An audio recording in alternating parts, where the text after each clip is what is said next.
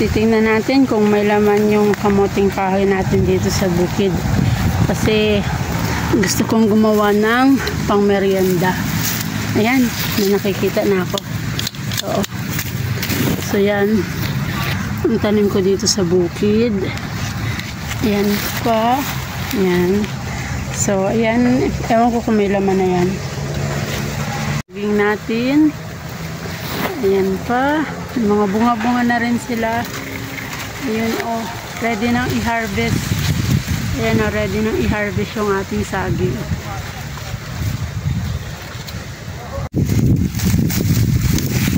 Ayan, naputol. Naputol. Isa maliit pa. So, kukuha pa tayo ng isa. Bago lang kasi ito tinanim. Ako ko lang na itanim ito. Hingal. May pang suma na tayo, gagawa tayo ng pamerienda bukas. At nakakuha na rin tayo ng dahon.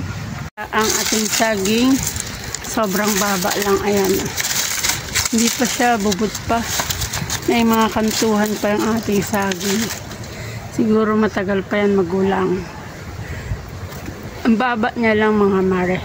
Yan, yan ang aking munting bukid.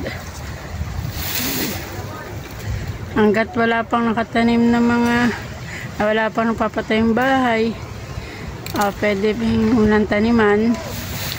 Yan, natanggal ko na yung puso. Balatan na at nakikis-kis na natin, nagagadgad na natin. Sobrang yan. Yan na nga na nakudkod na natin. So pipigaan muna natin to. Ayan, sisimutin natin. Sayang.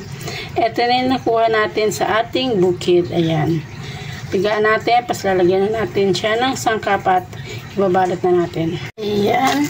Lalamasin muna natin para lumabas yung katas talaga niya. Ayan. Tapos, lalagyan natin siya dito sa net. Pas pipigaan natin. So, ayan. Para matanggal yung katas. So, ayan ang pansala natin mamaya. Ayan. Napigaan na natin. So, gaganyan naman natin siya. Ayan. Tapos lalagyan natin siya ng bukayo. Kasi itong tubig na to, papatiningin muna natin to.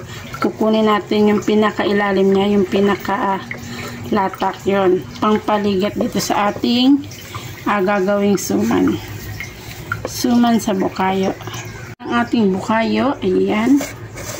So, antayin lang natin tong malatak at yung latak niyan ay kailangan natin dito pampaligat. So, ayan.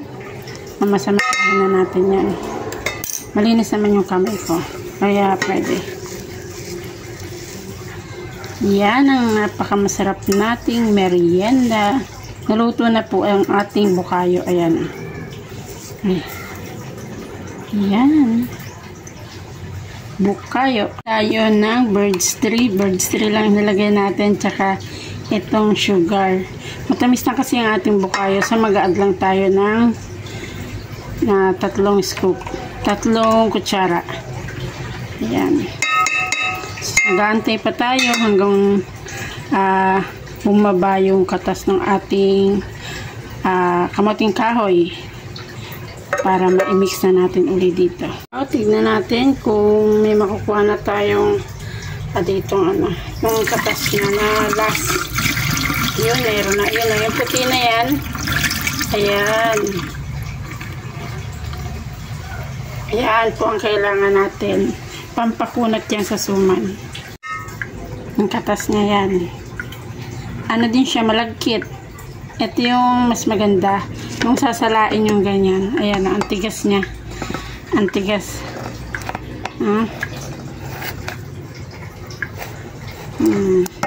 Ayan. Natin. Ang kunat niya, mga mare. Sarap niya hawakan. Makunat. Ayan, mga mare.